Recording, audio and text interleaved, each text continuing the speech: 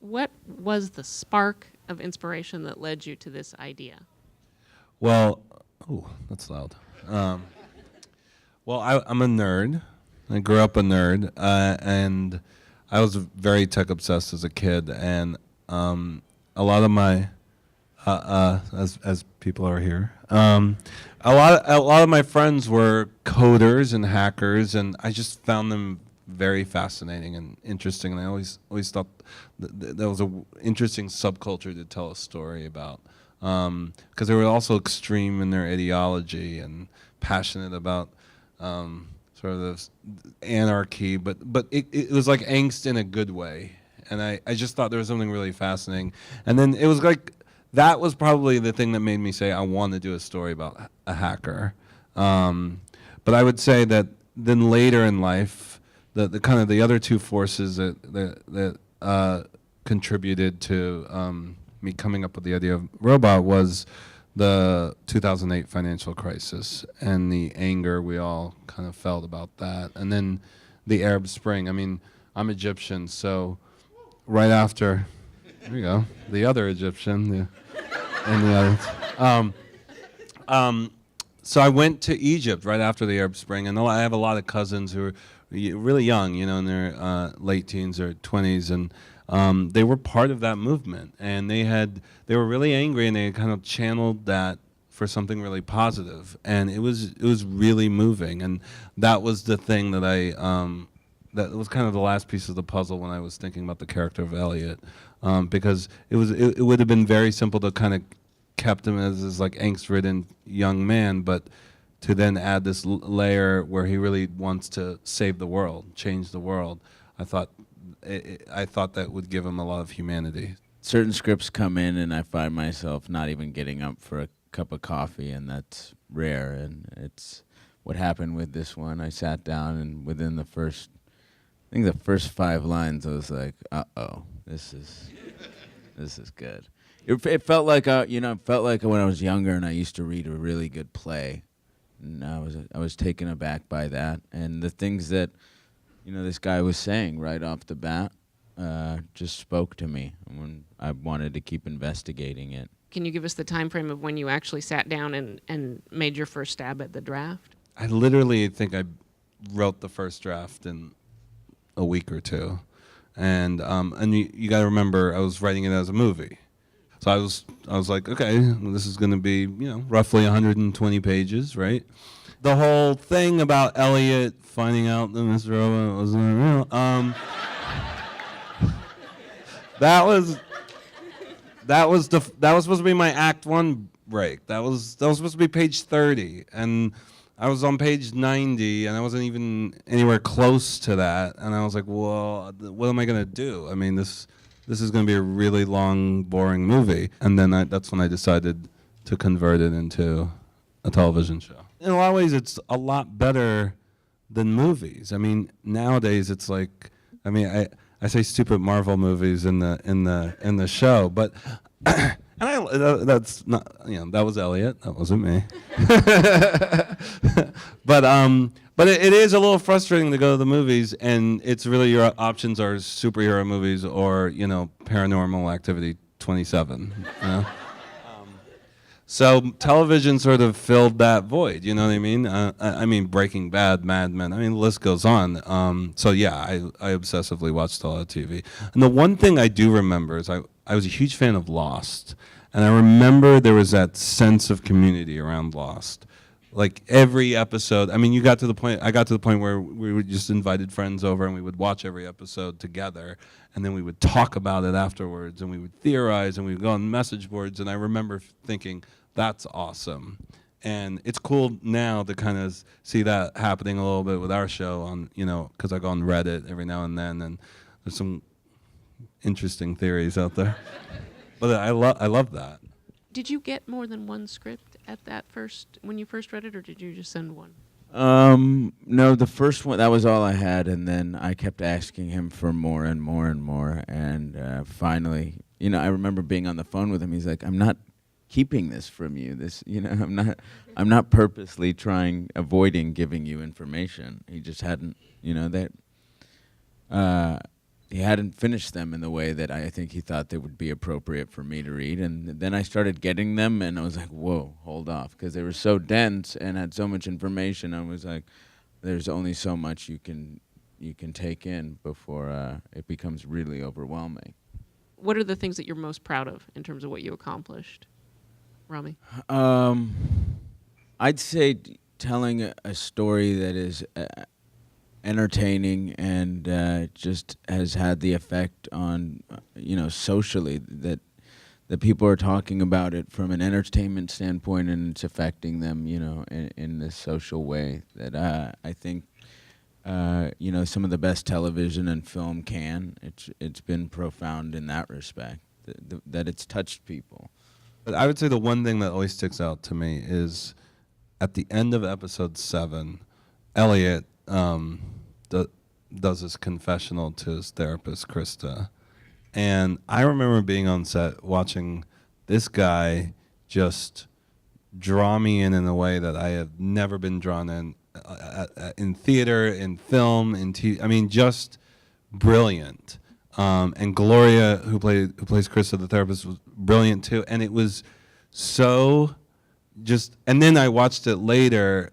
Those are the moments where you're like, this is what it's all about. Whatever we're capturing right now, it's almost like you're afraid to touch it. It's like the energy. I think Truffaut said something about the ions in the air are just perfect, and he was brilliant. Gloria was brilliant. Todd Campbell, our cinematographer, filmed the scene, was amazing, and I was just kind of like, oh, just nothing, please, nothing go wrong, and it was just perfect, and I think that's what I feel proudest of. You can't do it without having phenomenal writing. Well, that's true. I remember going up to Denying him that. at the monitor after, and I was like, what do you need? What can we tweak? And he's like, very rare moment where he's like, nothing. That never happens. Sam, there's so many rules broken, so many things that sort of defy convention in the show, including having your protagonist look at the audience and say, "Are you in on it?" and things like that. Was that in your mind from the get-go? I thought there was something really radical and interesting about that I had not seen before, and so it allowed us to go into all those different directions.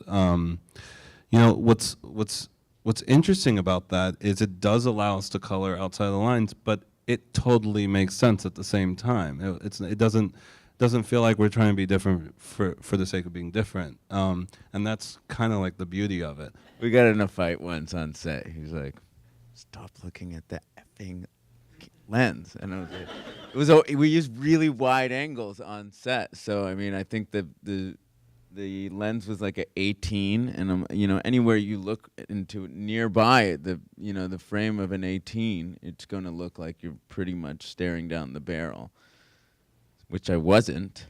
But He was. I remember looking back into the camera, and I knew he was watching the monitor. I said, not looking in the lens. But we laugh about it. We have that kind of camaraderie on set, which is cool. You have hand-selected 5 clips, representative clips, that we'll discuss a little bit. Let's cue the first one, which is described here as your favorite New York scene. Who are you? That'll come later.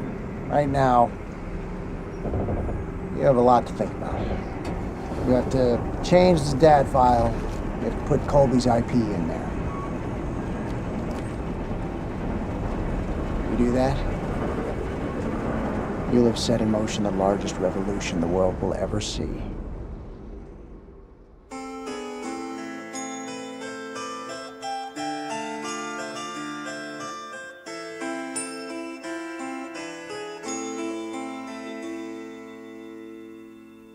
If you go away on this summer day, then you might as well take the sun away. All the birds that flew in a summer sky, when our love was new and our hearts were high, when the day was young and the night was long, and the moon stood still for the nightbird's song. If you go away, if you go away, if you go away, but if you stay, I'll make you a day like no day's been. We'll be again. We'll sail on the sun. We'll ride on the rain. We'll talk to the trees and worship the wind. Then if you go, I'll understand. Leave me just enough love fill up my hand. If you go away, if you go away, if you go away, if you go away, as I know you must, there'll be nothing left in the world to trust. Just an empty room full of empty space, like the empty look I see on your face. Can I tell you now, as you turn to go, I'll be dying slowly till your next hello. If you go away, if you go away, if you go away. Coney Island in general, just a great, almost like an artifact of New York now that doesn't really get filmed a lot. And then you have the great subway shots. Did you find that when you were shooting, were people, you know, in your shots? Were you having people try to like hover around, or was the They were. Yeah, but it was great. I mean, I invited it. I mean, otherwise that guy walked right into the middle of towards camera. And I remember people on set were like, "Well, I guess that take's ruined." I'm like, "What are you talking about? That's the take. Let's move on." That's the New York of it, absolutely. Yeah. You did some big stuff in Times Square, though. How did you pull those off? I actually just love it. I mean, in the pilot we shot at Times Square, and Rami, we were trying to get the shot when the sun was going down. We were trying to get the shot really quickly. And Rami, you want to tell this story? Sure. Yeah, we were strapped for time, and no one knew what we were doing, but they knew we had a production going on in Times Square, and so everybody wanted to figure out what was happening. They were taking pictures and kept kind of blowing some takes because people just were interfering, and which is totally normal and understandable. But there was the sun was setting, and at one point I was just like, listen, everybody, if you guys just give us 10 minutes to do this, we'll do all the pictures you want. We can tell you what's happening. I'll fill you in on everything. Just 10 minutes.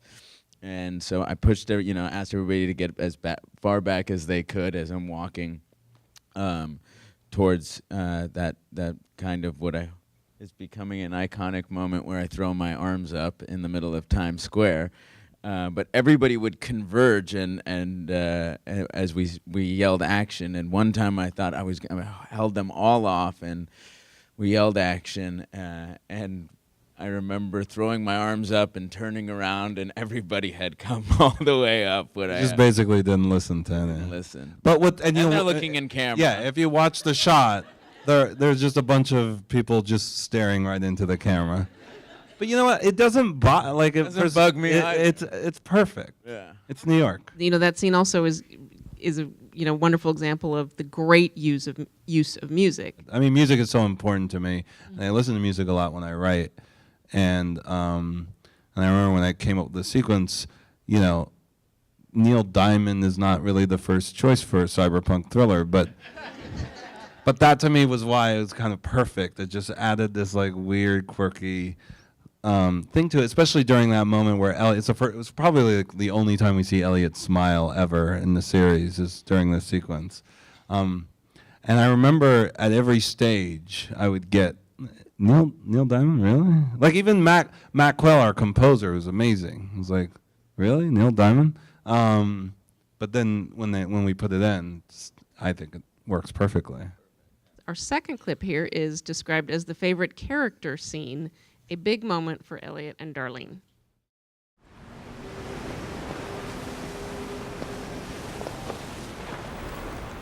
How'd it go with the climate control hack?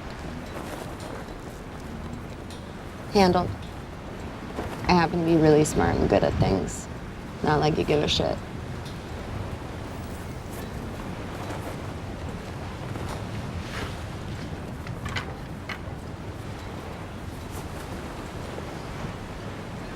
We should celebrate then.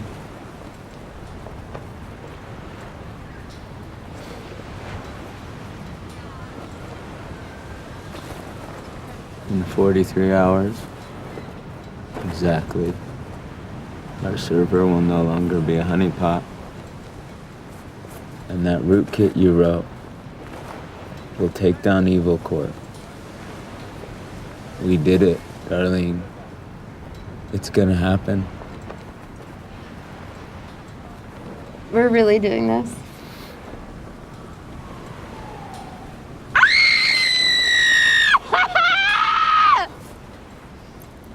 Wow!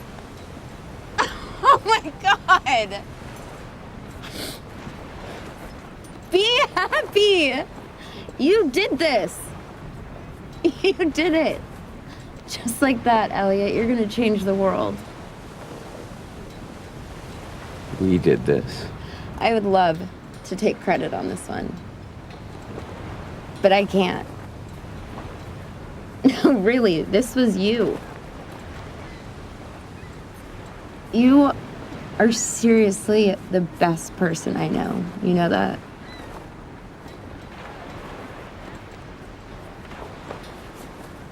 I love you so much.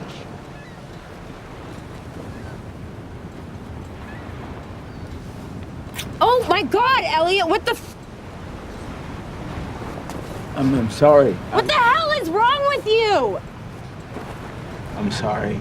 I'm sorry. I thought, I'm sorry.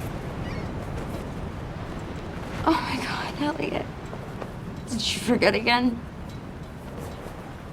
Did you forget who I am? What do you mean? Forget what? Elliot, I need you to tell me who you think I am. What are you talking about? Tell me right now.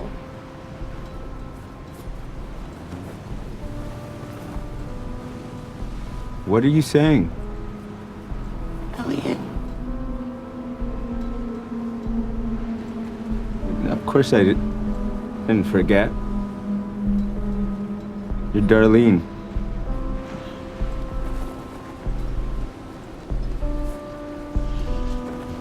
You're Darlene. Elliot. You're Darlene.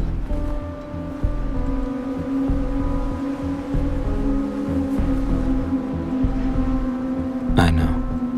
I know what she's going to say. I'm your Sister.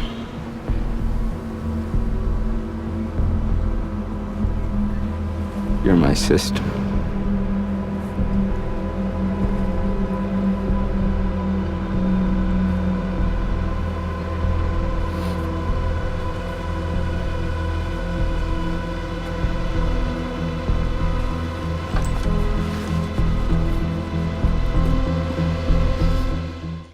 Can you talk about just what, the emotion of playing that scene, especially for the emotions for Elliot and the emotions for Darlene are so different. Yeah, I spent a lot of time with Carly, and we get along very, very well. So, we've always we started to develop this really brother and sister relationship while we're shooting every day, and we look after one another. We check in with one another all the time. And we'd been talking about this scene for a while, on and off, never really in depth. I think we were both a little apprehensive about it. And I remember one day going to her apartment to work on it, and we started reading, and I looked at her and I go, I don't want to do this. Do you want to do this? And she's like, no. because you wanted to keep it fresh. And so even that day, we were sitting in hair and makeup, and we'd go through the lines, but very without inflecting much at all. And that day, yeah, we kept it pretty fresh. We're going to get to clip number 3, which is described as the favorite directed scene. Sound and color. Sound and color. Sound and color.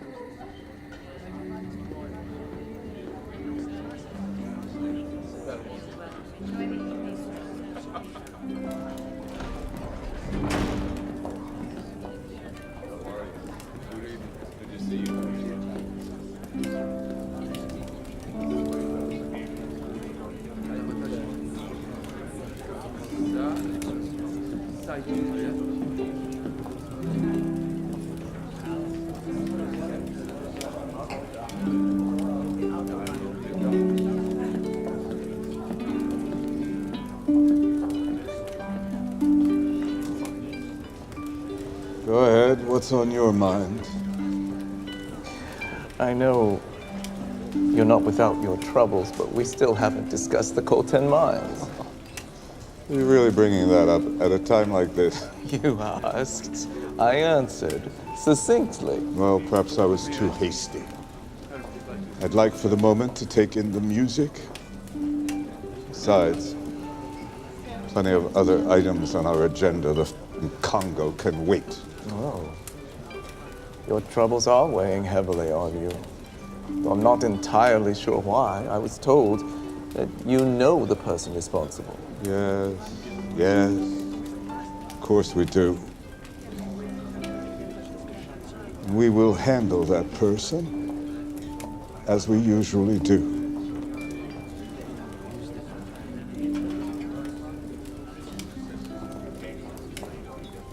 You seem a little preoccupied yourself.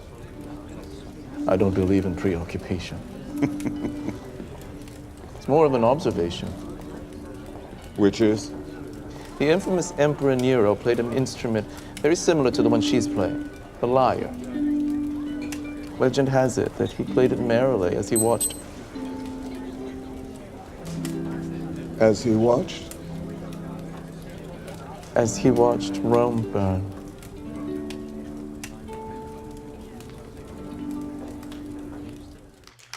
I mean, we did that shot 16, 17 times.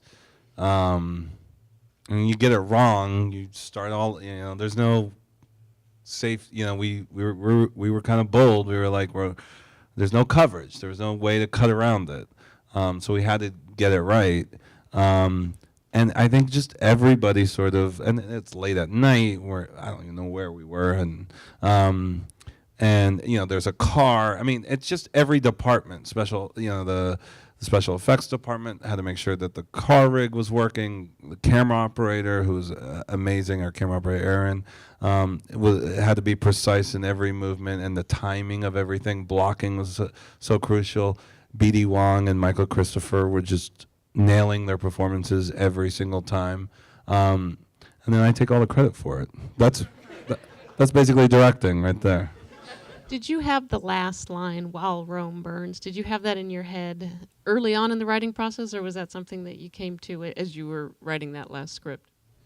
No, it was kind of early on, yeah, for sure. I always knew. I think when starting the season, that I always think of that last lines. And the problem is that this scene, I always wanted this scene to be the last scene, but I remember it felt weird to me that Elliot wouldn't be in the last scene, which is why I thought of making it a coda, making it a post-credit sequence. That felt more right. But yeah, that line, I always wanted to end the season on that. And their fourth clip is favorite music scene.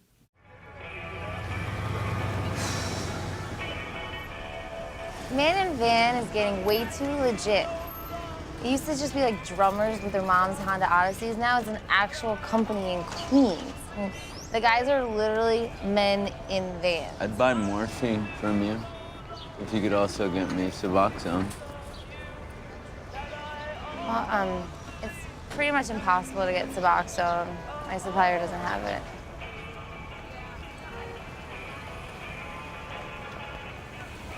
Saw this song live once. It was so rad. Don't you just love hearing your favorite songs in person? Like half deaf from the speakers, everyone going nuts around you. No. Direct. I respect that. I just hate concerts. Lots of people.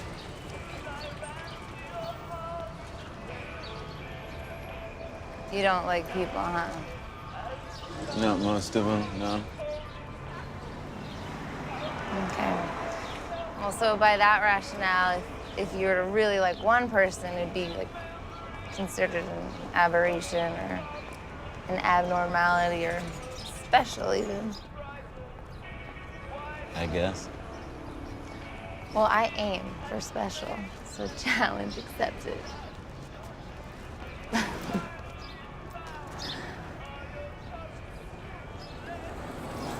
Wish we already knew each other. Make this feel less awkward. You really feel awkward right now. Yeah. Well, then I wish we knew each other too then.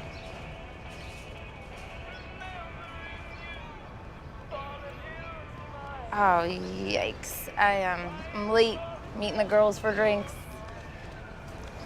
Oh, I'm Shayla.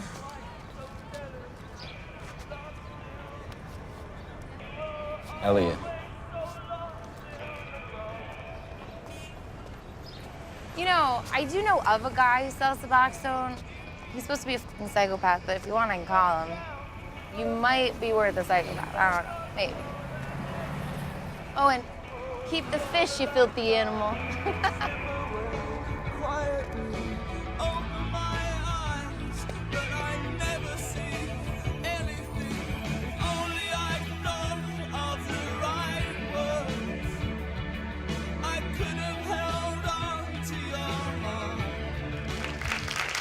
The one thing that I love about that scene that I rarely see is in life we listen to music while we talk to our friends sometimes, and it's not like these cheap library songs that you sometimes hear on a lot of TV shows. It's like real great music, The Cure, you know. And I just love that was it was just for me. I thought it felt very clever the way we used it.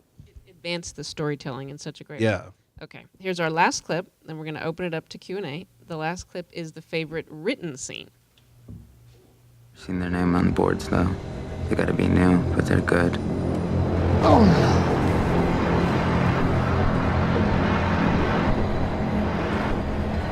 rough night.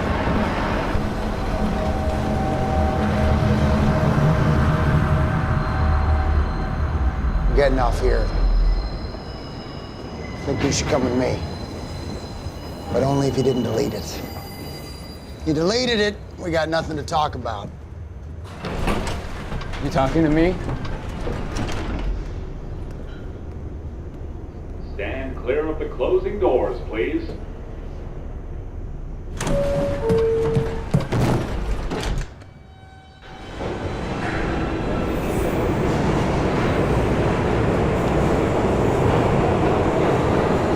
Who are you?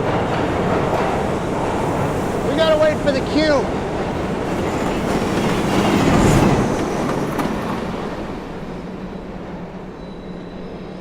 Then what? Then we're going to Brooklyn, out by Coney Island. Why? What's there?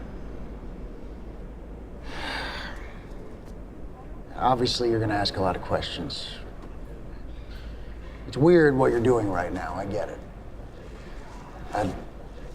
I can't tell you anything until we get there.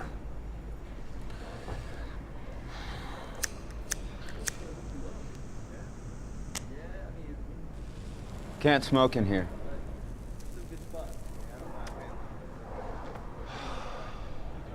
You've been following me. Why? What do you want from me?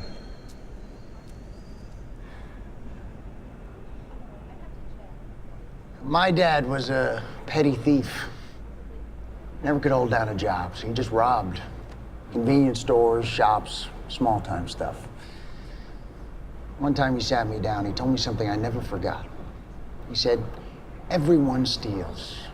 That's how it works. You think people out there are getting exactly what they deserve? No. They're getting paid over or under, but someone in the chain always gets bamboozled. I steal, son, but I don't get caught. That's my contract with society. Now, if you can catch me stealing, then I'll go to jail. If you can't, then I've earned the money. I respected that, man. I thought that shit was cool. As a little kid. A few years after that, they finally caught him. Send him to jail. Dies 5 years later. My respect goes with him. I thought he was free doing what he did, but he wasn't. He was in prison. Just like you are now, Elliot. I'm gonna break you out. Christian plays that beautifully, perfectly. And I mean, I love introducing, when I write, I love introducing characters. I love, especially when, you know, like an important character like that. And that's kind of like halfway through the pilot. So it's important, it's the midpoint. We needed to spin the story in a whole different direction. And it's a long monologue. I'm very long-winded. That's how this even turned into a TV show in the first place. So, and he just kills it. And I gotta say, Rami, even when he's doesn't have dialogue, he didn't really have many lines. His reactions really make the scene, really anchor the scene too. How did you get on the path to being a writer, to being an actor, and what would you say were pivotal or important moments that allowed you to achieve your goals? I remember doing Arthur Miller's The Crucible in high school, which was a heavy play, but for some reason I felt like I could handle it. I learned a lot about it, acting from doing that, challenging myself, and I had a really great drama department in high school with an excellent teacher, Judy Weldon. Where did you go to high school? Notre Dame High School in Sherman Oaks, California. And yeah, we were doing The Crucible, and we did a pretty good job of it. And I was, I felt like I could express myself through that, and it was the one thing that I was moderately good at. And I started falling in love with reading, Miller's plays, and then it opened me up to the world of theater. And then I wanted to keep going on that track, so I went to University of Evansville and got into their drama department. That's in Indiana, and we were doing classical theater and contemporary stuff. And I remember being on stage there doing a play called The Kentucky Cycle, where Robert Schenken wrote that, and I just filled with emotions and feelings that I think I could have had elsewhere, and the communication with the audience, it was just special. It was like, this is the way to live, if I can make money off of it, or at least survive. Doing that now. The thing about this industry, I think even with acting, it's a lot of trial and error. It's a lot of just failing a lot. There's a lot of, don't you think? There's a lot of failing. There are like those annoying people that get lucky and like hit it big right off the bat, and they suck. We don't like those people, and that might happen. That might happen to you, and then we'll hate you. But you'll be happy that you're successful, and you won't care. But for the most part, you fail a lot. And I think the thing that I thought that really helped me, especially from school, is that you just have to get all the trying out of the way. I mean, the more times you screw up, the more times you write something that's terrible, hopefully you get all those terrible ones out of the way and start getting the good ones. I mean, obviously you have to be honest with yourself in the whole process. I was a terrible cinematographer. I tried to shoot everything I wrote, and that was not a good idea. I was a terrible. So I had to be honest with myself and say I can't do that.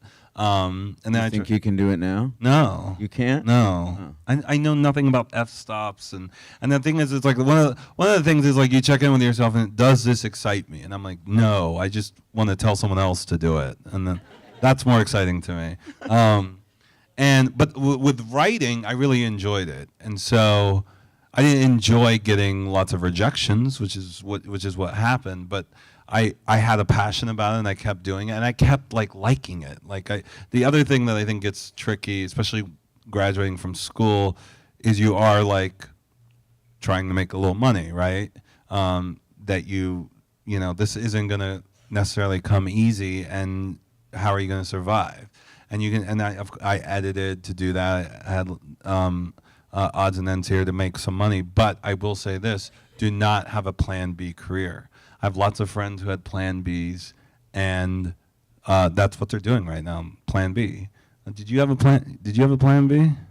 This was basically do or die, right? Yeah. You kind of have to have that. It's scary. I mean, it's really. I mean, I just paid off my student loans, and I'm 38. I just paid it off this year too. Yeah.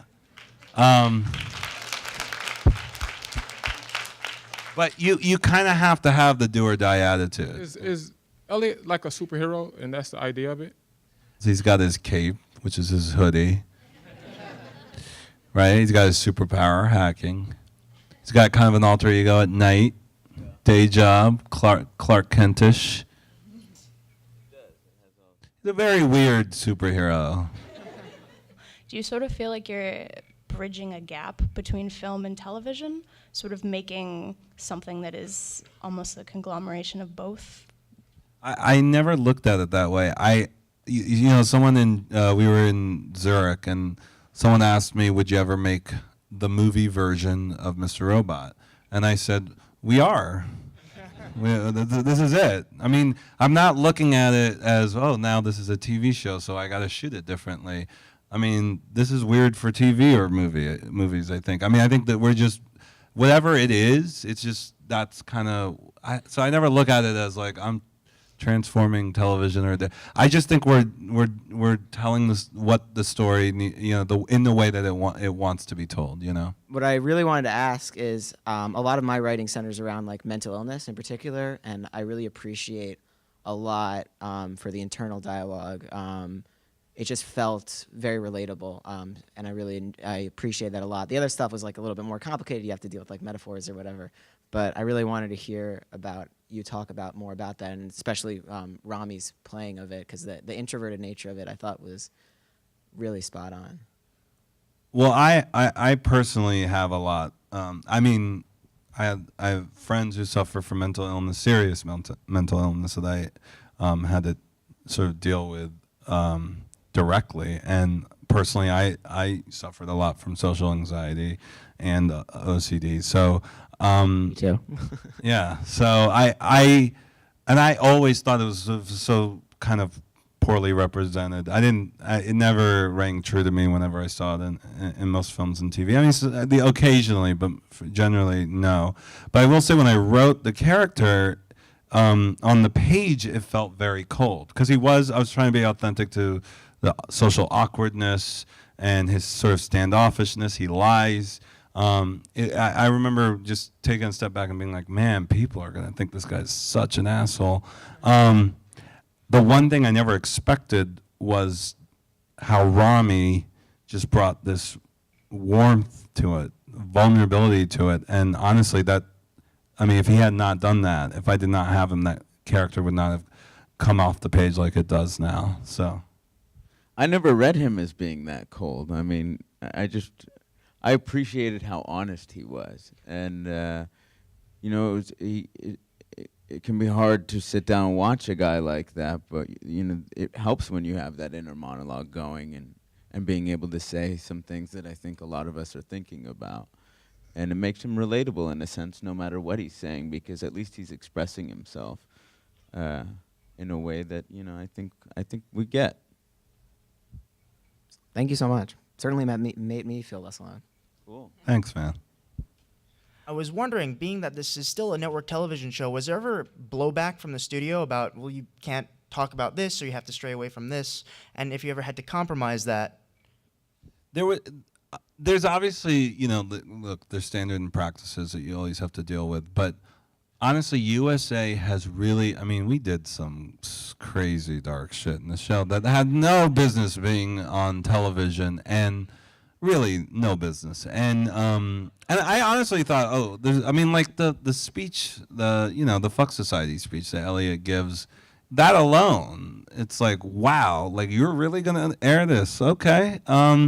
I gotta give a lot of props to USA. I mean, they were pretty bold and brave, and maybe a little crazy to let us do that, which is great because I'm crazy too. So they really supported us. Thank you. Hi, I'm actually a 1L in law school, but hopefully getting into entertainment law, and was really interested in whether or not Elliot constitutes a character of color, because I know that's something that there was a bit of uncertainty as the series progressed of whether he actually is a character of color, and I know that that's really important to viewers, and as well as just to have different diverse portrayals on TV and in media in general. Yeah, I absolutely think he does. You know, he may have an Anglo-Saxon name, but he's definitely has this ethnic blood running through him somewhere. I mean, I do. So if you put me in that role, yeah, I think that's what you're saying. Yeah. The thing is, I don't want the character to be defined by that. He's informed by that, and just like all our characters and all of the diverse characters, but I don't think they should be defined by it. One thing that stood out when I was doing research for this, your writing staff and your directors in particular were particularly diverse. You had a lot of women. You had a really interesting mix of people working behind the scenes. Yeah, and by the way, that again, I didn't go out and say let's hire all female directors. They were the best ones that I interviewed, and they're great, and they directed. A lot of their episodes are amazing. So it saddens me that there's not more female directors in Hollywood. I forget what the percentage is, but it's low. Super low, and it doesn't make any sense to me. I was just wondering, like, what the relationship was in terms of picking music for the show, like with the music department on the show. Music is just it's just a tone, it's a feeling, it gets, and I think this is just in life. You listen to music when you're running, there's a certain time, or when you're maybe just sitting at home relaxing, or when you're in your car, whatever it is, there's music that you play to get into a certain tone, and that's the way we pick music for the show. And last night the whole cast was talking about how between takes they were listening to music in their earbuds to get into the scene. And sometimes I pick the songs based on how they perform in the scene. So that all goes into play. And I was just wondering, at what point in pre-production, Sam, do you think about shot composition? Is that like as you're writing it, you're like, I want to like compose it in this sort of way, or does that sort of come when you reach the set? No, I definitely have an idea when I write it, when I'm just thinking about it, when I'm visualizing it. By the way, when I'm listening to music for that scene, it helps me inspire how to shoot it, what to look for when we get there. But then we get there, and the other thing that informs my decision is these guys, because then they want to move that way. Well, I always pictured him walking up this aisle, but Rami tends to actually want to do the opposite of what I initially think. But seriously, you use them to say, okay, the camera should go over here, because honestly, that does feel better and more natural. Mm-hmm. That informs a lot of that too. Awesome. Thanks. Thank you. Thank you. Much.